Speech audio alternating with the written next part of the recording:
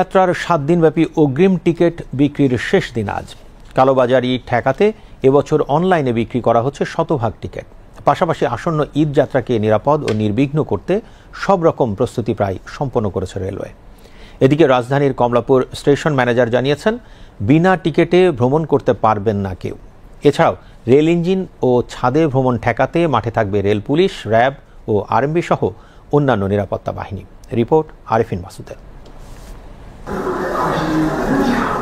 রাজধানীর Kamalapur rail station এটি।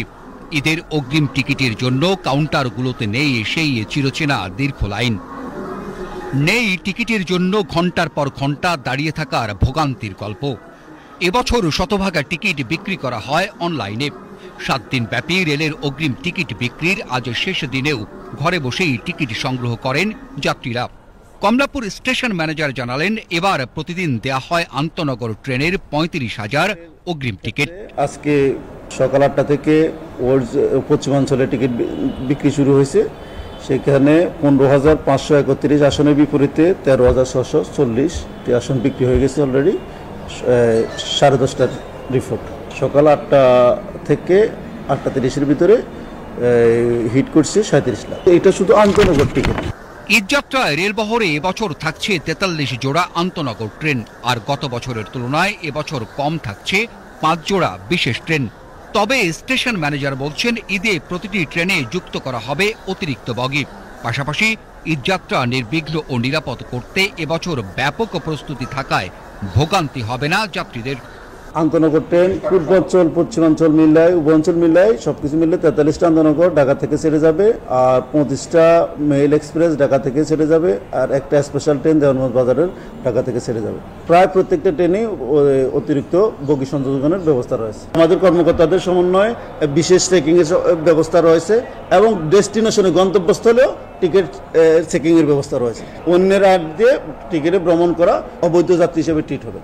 অন্যদিকে ঈদে যাত্রীর বাড়তি চাপ সামাল দিতে রেলওয়ের পশ্চিম ও পূর্বাঞ্চলের কারখানাগুলোতে মেরামত করা হচ্ছে অতিরিক্ত কোচ ও লোকোমোটিভ। মাত্রা ছিল 13টি লোকোমোটিভের স্পেশাল জিউইস এবং স্পেশাল জিউইস মেরামত করে আউটরান দেওয়া। এর মধ্যে আমরা 9টি লোকোমোটিভ অলরেডি আউটরান দিয়ে ফেলেছি, আর 4টি লোকোমোটিভ বাকি আছে। আশা রাখি এই সপ্তাহে 2টি লোকোমোটিভ আউটরান হয়ে যাবে এবং বাকি 2 লোকোমোটিভ ঈদের আগে আমরা আউটরান দিয়ে আমাদের মেরামত কার্যক্রম সমাপ্ত ঘোষণা করব। এদিকে স্কুল কলেজ বন্ধ থাকায় এবং যানজট ও ভোগান্তি এড়াতে কেউ কেউ একটু আগে ভাগেই ছাড়ছেন ঢাকা। এখন হচ্ছে স্কুল কলেজ বন্ধ, তারপর হচ্ছে কোনো পরীক্ষা টরীক্ষা নেই, ভার্সিটি বন্ধ, তাই আমরা একটু আগেই বাড়িতে ঈদ করতে চলে যাচ্ছি। আগে যাওয়ার উদ্দেশ্য একটাই, মানে যানজট থেকে বাঁচার জন্য। এরপর প্রচন্ড ভিড় থাকে, এই জন্য আগে চলে যাচ্ছে। রেল কর্তৃপক্ষ বলছেন, ঈদ যাত্রাকে সামনে রেখে সর্বোচ্চ সতর্ক অবস্থায় রয়েছেন তারা।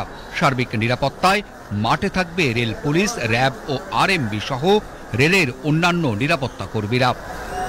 ঘরমুখ যাত্রীদের নিয়ে ২৪ মার্চ থেকে ঈদ যাত্রা শুরু করবে রেলওয়ে। রেল কর্তৃপক্ষ বলছেন, এবছরও ট্রেনের ইঞ্জিনে এবং ছাদে ভ্রমণ ঠেকাতে কঠোর থাকবেন তারা।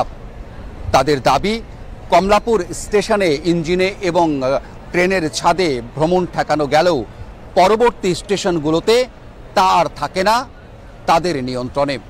এক্ষেত্রে ঈদ যাত্রাকে নিরাপদ ও নির্বিঘ্ন করতে যাত্রীদের সহযোগিতা চাইলেন রেল সংশ্লিষ্টরা। Arifin Masud, BTV news, Dhaka.